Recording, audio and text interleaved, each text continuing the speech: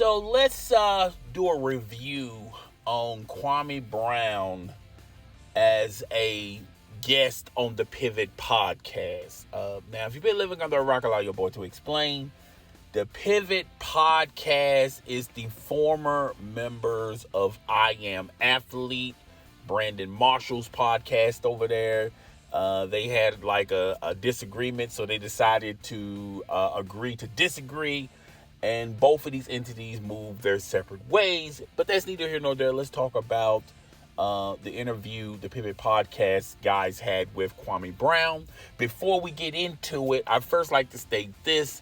I noticed in the comment section when this went live, I watched this thing from start to finish. And I know it's closer to the end. A lot of these reaction channels that talk about Kwame Brown and react to Kwame Brown live streams or videos or whatever he says on social media started appearing, and they started making comments such as, I caught this late. I'm probably gonna have to wait until it ends and then watch it at a later point and then do a reaction to it. That's just one thing I noticed in the comment section. Plus, I noticed there was a lot of hate in the comment section. You had a lot of troll channels troll channels of people that Kwame Brown had disagreements with, like Skinny TV, Gilbert Arenas. You had these troll channels acting and preceding themselves as the people that had issues with Kwame Brown made some comments. And then, you always got your traditional trolls in the comment section. Every time Kwame Brown would answer a question, they would try to flip the answer and say that Kwame Brown's hiding and this, that, and the third. But let's go ahead and get into the podcast as a whole. The first thing I thought that was high on my radar from watching this interview from start to finish is the Stephen A. Smith portion,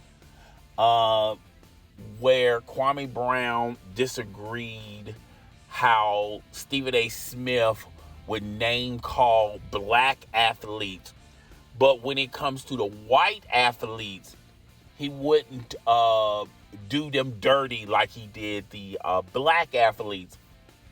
And before we get into it, I'm not excusing Stephen A. Smith, and people are going to perceive what I'm about to say as I'm a Stephen A. Smith apologist, or try to excuse the behavior of one Stephen A. Smith. You have to understand, in that certain time, in that certain fragment of time, in that era of sports media and sports entertainment, I think before Stephen A. Smith and Skip Bayless and all of these debate shows started being super popular, ultra popular, and then when you hear the translation or the verbiage coming from these individuals that got them on the radar, extremely popular, extremely successful, making huge money. These networks are just throwing out money to these individuals that will make bold statements like that. The Skip Baylesses, the Stephen A. Smiths, the list goes on and on and on. I'm just going to just mention those two names. I felt like sports media was transitioning from traditional sports reporters to now, individuals that have a name and a microphone, and now it's called sports entertainment. It was more about, and people may perceive this as them belittling people, making fun of people, making fun of people's last names, name calling, being very trollish. I felt like those things excited and entertained and made an audience and made these guys household names, and gone with the old school sports reporter that just come in, and the story, it was about the game. The game was a story, And now them grew and evolved to, okay, we're not even going to talk about the game. We're just going to be talking about individuals and name calling. And that was more concerning for the audience than actually being informed on player stats and highlights or the game at hand. When they, that was that era. So that was the old era, and now it's transitioning into the TMZ type of era. It's not about sports media; it's about sports entertainment, and there is a difference between the two. But Stephen A. Smith was in the sports entertainment genre. Now, he was a sports reporter, he was a sports writer, and Stephen A. Smith, he got his awards and his nominations and his recognition as a sports reporter. However, when Fox Sports 1 and ESPN were having these popular shows, and there was a time where Stephen A. was trying to get in, to fit in, and everyone saw the writing on the wall that sports writing and sports journalism and sports reporting, it was a dying breed. The newspaper industry was a dying breed. The sports magazines were a dying breed. And now, as this burns to the side, now there's a creation that's coming out of the ashes of sports entertainment. People just want to be entertained. People want to laugh at athletes. They want to laugh at situations. Okay, Stephen A. Smith was trying to get in, to fit in.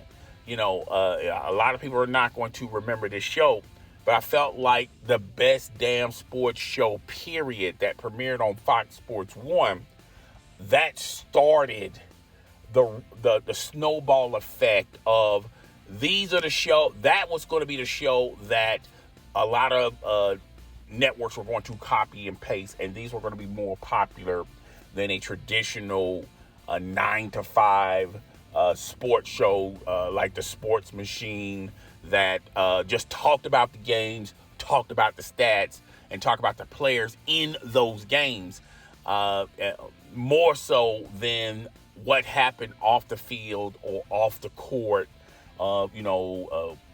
These athletes having multiple baby mamas and things of that nature. All that, being more personal. The Sports Machine was less about being personal and more about sports. And the best damn sports show, period, was sort of dumbing down sports media and turning into sports entertainment. They even had a comedian, I forgot his name, he was married to Roseanne Barr. I do apologize. Tom Arnold. And Tom Arnold, and then they had their ex-jocks, the John Sallies and Rodney Peete. His wife was on that show occasionally. And enter Stephen A. Smith. Stephen A. Smith would have small segments on the best damn sports show, period, just talking about the stats, talking about what happened on the field, what happened at the games.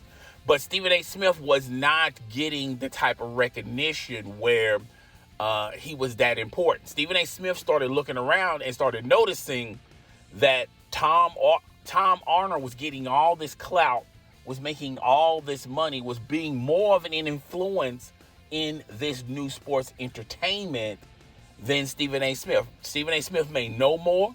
Stephen A. Smith has probably been around the block in sports more than a Tom Arnold, but Tom Arnold was getting the front page spaces. Tom and the best damn sports show was getting that than just Stephen A. Smith. And Stephen A. Smith was trying to get in to fit in. So Stephen A. Smith transitioned from being a sports writer, a sports reporter, to a sports influencer and just talk about sports entertainment. Now, Stephen A. Smith can drop some gems, can drop some knowledge. I'm not saying that Stephen A. Smith didn't do that, but Stephen A. Smith saw that the audience was no longer clamoring for sports information about the game. They wanted to be more entertained about the athletes themselves. So Stephen A. Smith was bouncing from Fox Sports 1 to ESPN, and luckily Skip Bayless saw something in Stephen A. Smith that the executives at both networks didn't see. And now it spawned a debate shows like, it was Cold Pizza, and then they will have a segment with Stephen A. Smith and Skip Bayless debating the topics and talking about players.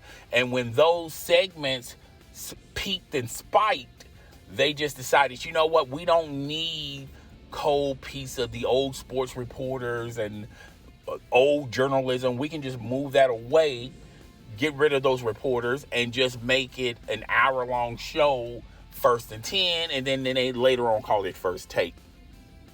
And I felt like when it became First Take, when it became Stephen A. Smith and Skip Bayless and Stephen A. Smith show, they went into more of name calling and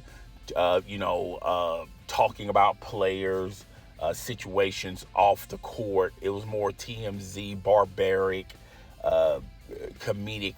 It was less about the stats and more about the players themselves, making the players the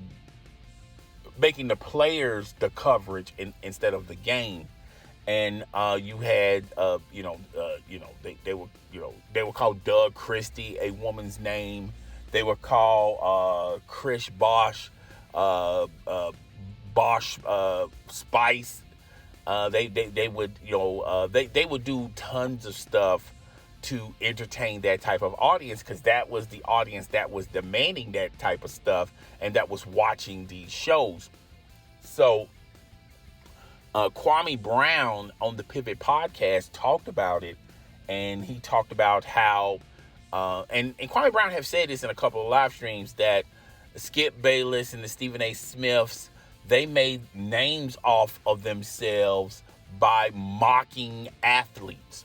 And that's why these guys are making multi-million-dollar money. It's not the fact that these guys work the hardest. It's not the fact that these guys are giving you the stats of what transpired in these games. It's more so of the fact that these guys were entertaining an audience that could perceive themselves as being jealous or upset that these athletes are making this type of money, that these athletes' status, they're at an all-time high, and things of that nature. And it was feeding the hunger of the animosity that audience may have. I'm not saying everyone in that audience had issues with athletes, but I felt like that the majority of that audience felt like these athletes are making this type of money or this type of ultra famous off of a kid sport. They will always allude to these professional sports as kid sports, basically implying that, these sports, kids, can flourish in these sports. These sports are not as serious as being a doctor or a police officer or working in the military or the post office or things of that nature. They didn't even perceive these athletes doing these careers actual jobs. Okay, so they was feeding the hunger of the animosity that a lot of people in the audience were needing an appetite for. So Kwame Brown talked about that and how Stephen A. Smith and Skip Bayless would make names. They'll be making names of themselves by butchering Kwame Brown and talking about Kwame Brown on a consistent basis. And other NBA and NFL players, DeMarcus Russell, calling them a bust.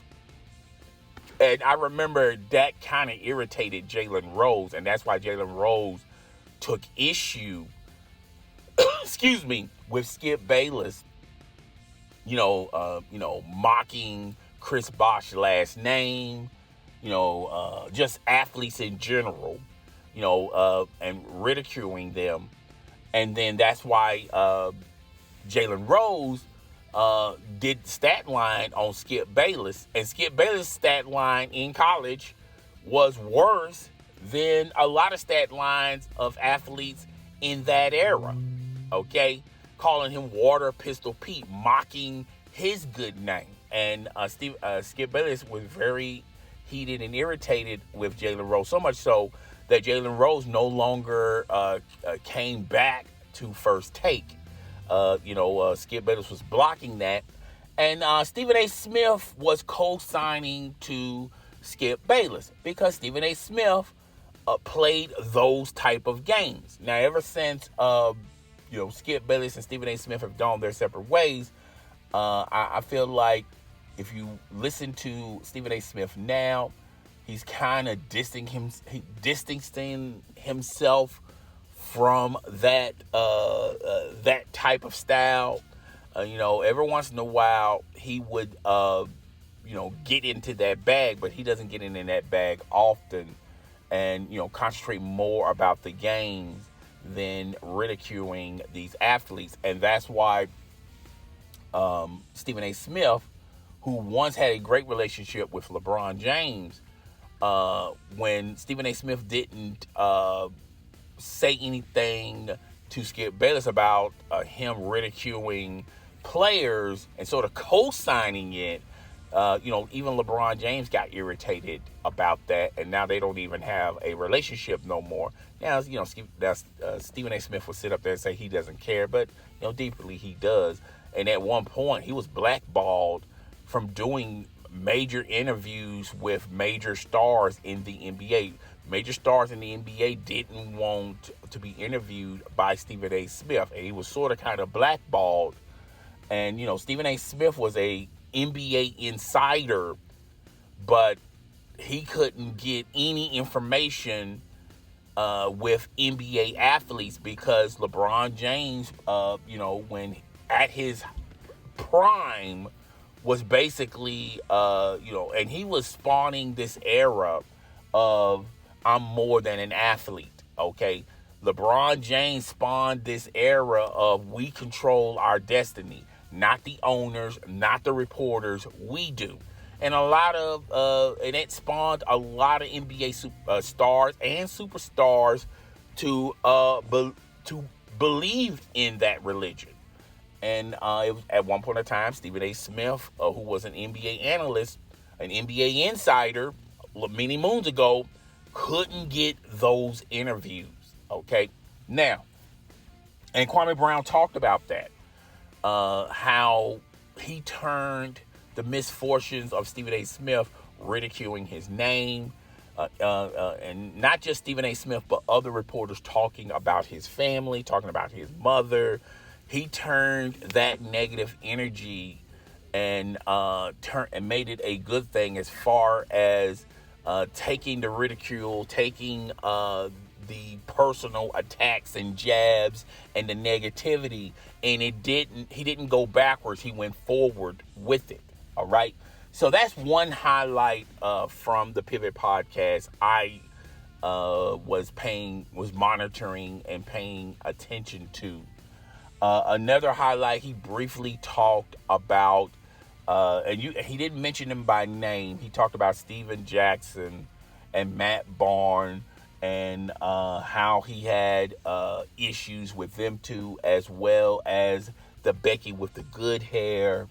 He also talked about how people who haven't met him would, these people have this false misconception about Kwame Brown as being mad at the world. But when they finally meet him and sit down and talk to him, he's nothing like what a lot of people say on social media that Kwame Brown is.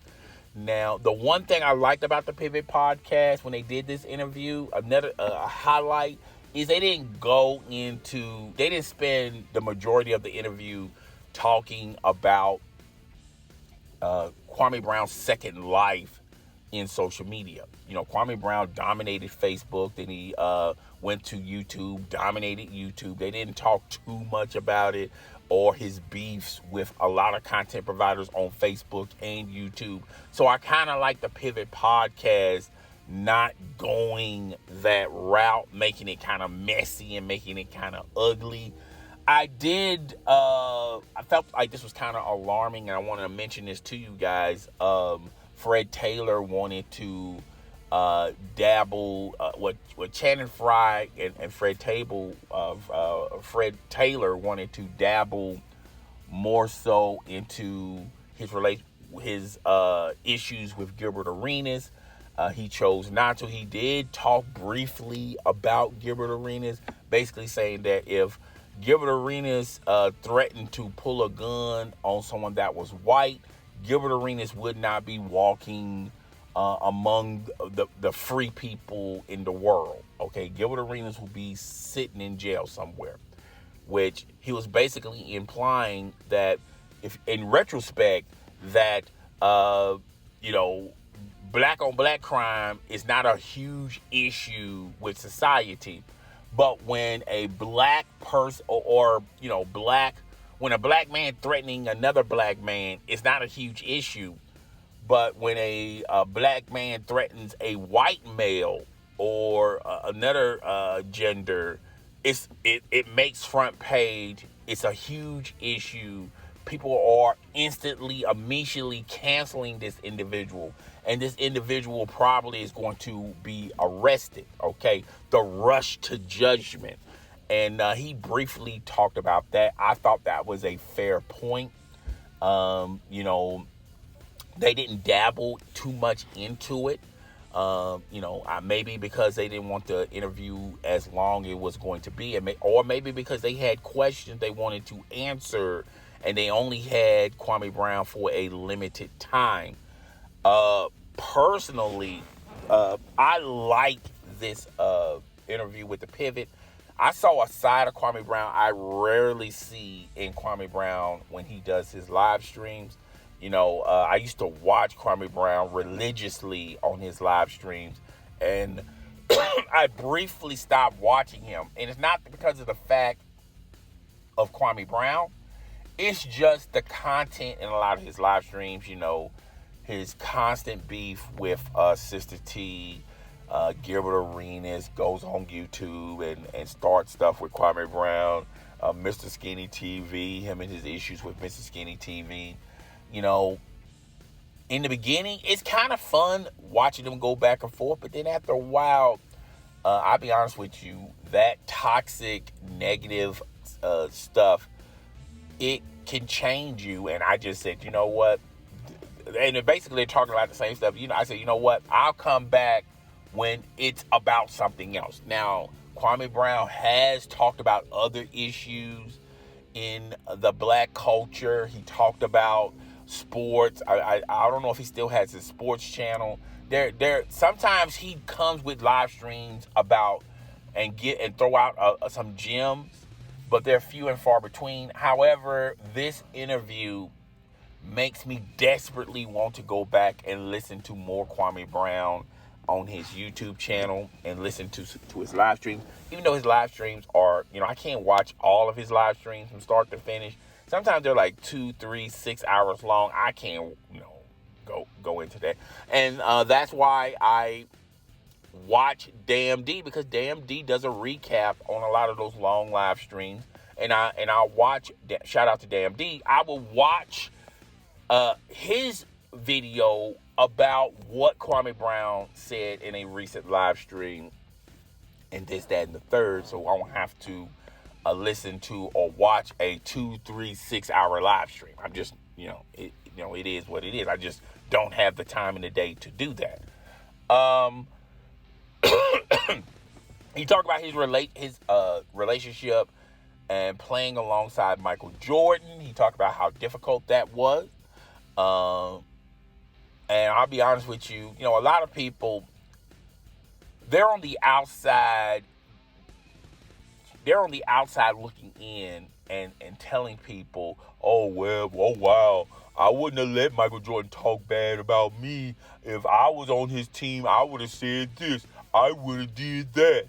And he gave some insight And he said, look, Michael Jordan was the type of player that would talk crap to everybody. All right. He would talk crap to anybody and walk up into their face. I think impartial, Michael Jordan wanted to not only challenge himself, but challenge others. And he felt like this was a teaching tool that would motivate, that would break that individual, then motivate them to do things that they didn't believe they were able to do. And yes, there was pros and cons to his behavior. I mean, how he treated players. But at the end of the day, the man won 6 titles. So he must have been doing something right. All right. But if you listen to Shannon Sharpe, he was a bad leader because of how he talked bad to a lot of players. But a lot of those players he talked bad to and he had beefs with, or he would ridicule. A lot of those players was extremely successful around the Bulls dynasty, made tons of money when they left the Bulls. They got some big contracts with other teams. And, sometimes with success, you have to deal with humility and being humbled. When you want to reach that next level, there's 2 things you're going to have to deal with to be successful and to be at an all-time high. You have to be humble, and you're going to have to accept humility. And that's the 2 things that, if you're okay with that, you shouldn't have a problem with Michael Jordan. But, everyone after the fact, 10 years, 20 years, 30 years down the road, now you got all these big people talking about how they didn't like how Michael Jordan talked to them when they had ample opportunity to talk to Michael Jordan at that particular time. But everyone knew who was running the show, and it was MJ all day. And Kwame Brown talked about how his conversations with MJ motivated him. He had no problem with MJ. And I always thought that this was ironic, and I always thought people don't know basketball, or they just don't understand the history of basketball, or they just have a huge gripe and issue with either Kwame Brown or Michael Jordan. I even see Shannon Sharpe say this on his show. People would say, well, Michael Jordan didn't like you. Michael Jordan felt like you was a bust. Michael Jordan felt like you was not worthy of playing alongside him. And people seem to forget when Michael Jordan was an owner of the Charlotte Bobcats, now the Charlotte Hornets, Michael Jordan recruited Kwame Brown. Charles Oakley was a coach in that same era with Kwame Brown. And Kwame Brown mentioned it, and I always knew, I'm like, why people... It's like people don't know the history of basketball. It's just like people just want to use talking points. And the talking points are more important than the actual facts of this situation. And Kwame Brown said, look, if Michael Jordan had an issue with me, or if Michael Jordan thought I was a bust, then why would Michael Jordan recruit him to come to Charlotte? If Charles Oakley thought I was a bust, or Charles Oakley didn't respect me, then why would Charles Oakley recruit me to go to Charlotte? And the Pivot Podcast, they were, it just seemed like one or two things. Either they didn't hear him, or they just wanted to just move on to the next thing. All right, but either or. Nobody had a comeback or anything like that. I thought that was good. And there's another highlight in this interview. He talked about Kobe Bryant, and he talked about wanting to play alongside Jason Kidd, because Jason Kidd was a pass first type of superstar. He was pass first and shoot second, and he felt like he would have flourished under that type of system. He would have been the Kenyon Martin to Jason Kidd when Jason Kidd would throw those passes. He felt like his skill, he would have flourished with Jason Kidd in that type of system. But it never happened. And then he went to Los Angeles, played for the Lakers, and played alongside Kobe Bryant.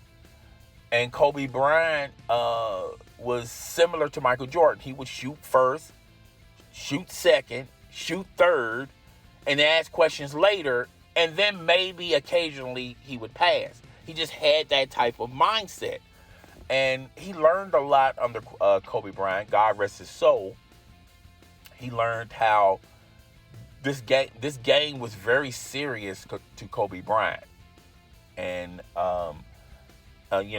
Kobe Bryant had his disagreements with Kwame Brown. They made this, that, and the third. But I felt like Kobe Bryant, as well as Michael Jordan, respect Kwame Brown. They appreciated Kwame Brown. Okay, even though Kwame Brown, a lot of people like Gilbert Arenas and others call him a bust. I think you can't be a bust playing that long in the NBA. Eventually, it's going to catch up with you. If you don't have talent, eventually it's going to catch up with you. Okay, and Kwame Brown stayed in the NBA for a good long time. People seem to forget Kwame Brown was with the Washington Wizards. He was with the Los Angeles Lakers. He was with the Philadelphia 76ers. He was also with the Clippers. He was with he was also with the Charlotte Bobcats. Kwame Brown has, if you've been in the league that long and been on numerous teams, played with, and he not, a lot of people in that situation, in that type of career, would probably never played alongside a Michael Jordan and a Kobe Bryant. People that was in that era didn't even get the opportunity to play alongside a Michael Jordan or Kobe Bryant. All right. Some people just had to, they either played against Kobe Bryant or played with Kobe Bryant, but not be on two different teams and had an opportunity to bite the apple twice and played with Michael Jordan, which is the greatest player of all time, is the GOAT, hands down, and then played with Kobe Bryant. Not a lot of players can say that. Not a lot of players can put that on their resume. Kwame Brown can. All right? So even though a lot of people talk about how Kwame Brown was a bust and Kwame Brown didn't live up to expectations, I felt like Kwame Brown didn't live up to a lot of people's expectations, but I think Kwame Brown did reach the expectations of the teams that he was on. And if he didn't even have a lick of talent, he wouldn't have played as long in the NBA than he did. Okay, and I don't think a lot of people give Kwame Brown a lot of props on that. They don't give Kwame Brown his flowers. They don't give Kwame Brown his respect. Okay, so they talked about that as well. And when I listened to the whole interview, I felt like it was a good interview. The Pivot Podcast, they didn't give him no snowball questions. I'm just going to give you this slow ball. You're just going to pop it up and make a home run into it. Yes, I felt like the interview was fair. It was balanced. There was moments in the interview where people are going to utilize and say, oh, man, they got Kwame Brown in this situation. But in an interview, it's not about winning something. This wasn't a debate where they were debating against Kwame Brown. I just think they wanted to have a good interview. I felt like this was a great interview with the Pivot Podcast. There was no allegiances. There was no animosity with the host or Kwame Brown. And they got a lot from Kwame Brown from this interview than anyone else could. And I feel like this is going to put Kwame Brown in the algorithm, in the YouTube algorithm, as well as social media. People are going to be talking about this. And you're going to have people going to the Pivot Podcast, subscribing to them, and just listen to this interview. Of course, his haters are going to make videos and talk. They're going to have a lot of content. They're going to have... This interview is, if you're a hater of Kwame Brown, you got like 2 months of content with this interview. And I feel like people are going to use it. And they're going to squeeze this orange until there's no juice left on it. I feel like people that's going to do reactions to this interview, they're going to do, they're going to have tons of content. People are going to be making some buku money with this interview. But I like the interview. I don't like a lot of interviews from the Pivot Podcast. I feel like sometimes the Pivot Podcast dumb down their interviews with their guests. And I think I feel like one of the reasons is I believe the guests, they going in saying, okay, this is topics I'm willing to talk about, and these are topics I don't want to talk about. And I didn't get that sense with the Kwame Brown interview. I felt like Kwame Brown said, hey, look, y'all can ask me anything. And they did. They asked him everything. I think those are the best interviews, when you can just go in, ask that person anything, and either get a response or not get a response. But I feel like those interviews are special than an interview that their agent or maybe themselves, before they even start the interview, before they even start rolling, they say, hey, look, here are the things you can ask him or you can ask her. And these are the things we do not want you to ask him or her. So I liked it. They didn't get too personal. They were fair. They were balanced. They were not one-sided. They didn't hate Kwame Brown. They didn't, I think they respect Kwame Brown. They weren't Kwame Brown apologists. So I like it. And that's it. I do apologize for this video being extremely long because I had a lot of stuff to say. And I even had more stuff to say. And I might do a part 2 on it, what I wanted to talk about. But I do apologize for the video being long. People that listen to this video to this point, I really do appreciate those people that do that. A lot of my videos, a lot of you guys only listen to maybe the first 3 to 4 minutes, and then you think you got an understanding about the video. Then you go into the comment section, you say something, and obviously you didn't listen to the rest of the video. But I don't say anything. I don't hate on you. I just let you just comment away and just keep it pushing and keep it moving, because comments are like oxygen. We need a lot of oxygen to make this show what it is. But guys, tell me what you think. Rate, comment, subscribe. I will see you guys in the next video. Deuces.